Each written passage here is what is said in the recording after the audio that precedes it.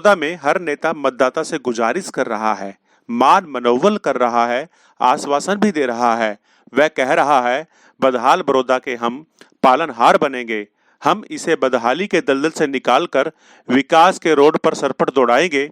वह यूं वायदा कर रहा है मानो कि बड़ौदा के विकास की रूपरेखा का पूरा खाका अपनी जेब में डाले घूम रहा हो। बड़ौदा के लिए यह नई बात है, हो भी क्यों ना, आखिर पहली बार यहाँ उपचुनाव जो होने जा रहा है। उपचुनाव हर नेता के लिए नाक का बाल होता है, सो बड़ौदा का उपचुनाव भी इन नेताओं के इस एहसास से अछूता नहीं है। तभी तो कोरोना काल में घर में दुबके रहे यह नेता हल्के की यूं खाक छानते फिर रहे हैं। सीएम मनोहर लाल हो या फिर पूर्व सीएम भूपेंद्र सिंह हुड्डा, उम्र दराज पूर्व सीएम ओम प्रकाश चौटाला ही क्यों ना हो, सभी ने कोरोना के खौफ को यूं दूर कर दिया गोया कि बड़ौदा कोरोना मुक्त हो गया हो।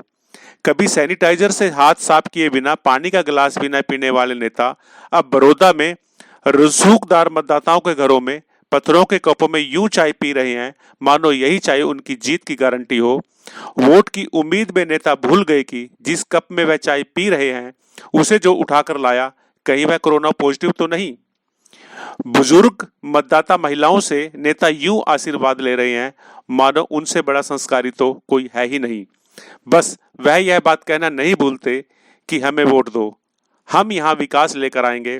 बातों बातों में वह यह भी बोल देते हैं कि बड़ौदा बदहाल है।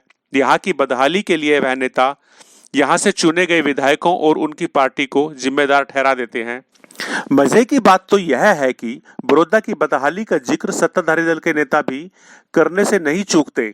यह कहते हुए वह भूल जाते हैं कि 6 साल से प्रदेश में उनकी सरकार है और जब वह प्रदेश में विकास के दावे करते हैं फिर बड़ौदा में विकास क्यों नहीं हुआ। यह सवाल पूछने की जहमत उनसे पत्रकार नहीं उठाते। मतदाता तो खैर इस तरह का सवाल करने की न तो हिम्मत कर सकता और ना ही हिमाकत।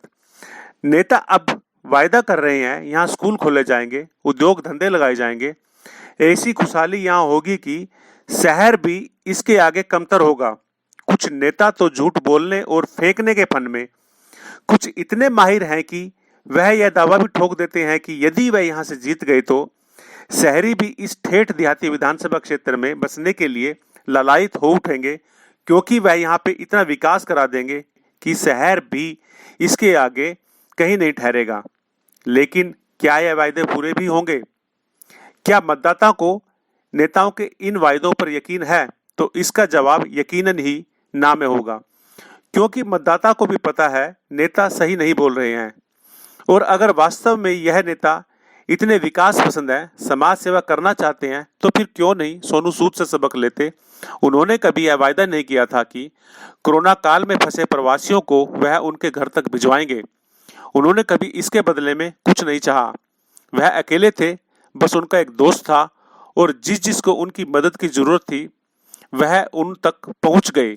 उनका व्हाट्सएप नंबर उन जरूरतमंदों तक पहुंच गया और यही वजह है कि बिहार के ठेठ देहात से लेकर मुंबई, दिल्ली, देश विदेश हर जगह सोनू सूद के इस नेक काम का जिक्र हुआ। आज उनकी पहचान सिर्फ एक कलाकार की नहीं है, बल्कि इससे कहीं आगे उनकी पहचान है।